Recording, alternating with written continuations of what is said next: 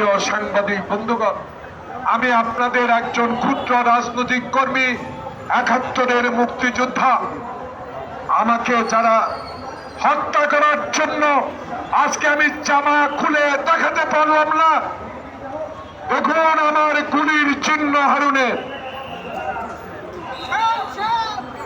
সে হারুনকে এখনো কেন গ্রেপ্তার করা হলো না?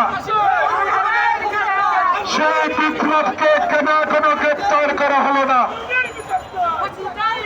যেই সব সংসদ সদস্য অনির্বাচিত, তাদের আনাগোনা দেখা যাচ্ছে এখনো, যারা হাজার কোটি টাকা লুট করে বাংলাদেশে বিদ্যুৎ খাতে দুর্নীতি করেছে, সড়ক বিভাগে দুর্নীতি করেছে, যারা বিচার বিভাগকে আইনের শাসন প্রতিষ্ঠা করার সুযোগ দেয় নাই, সেই সকল অনির্বাচিত সংসদ সদস্যদের কিছু আনাগোনা জনগণ দেখতে পাচ্ছে।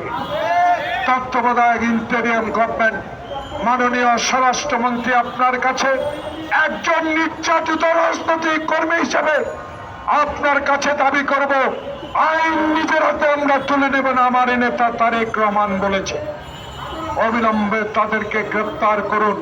তাদের কাছে হাজার হাজার কোটি টাকার ডলার এখনো বাসায় আছে। ঘরে ঘরে তল্লাশি করে, লিস্ট তৈরি করে এই বিগত নির্বাচনের ৩০০ এমপি, তাদের বাড়িতে এখনো হাজার কোটি টাকার ডলার পাবে।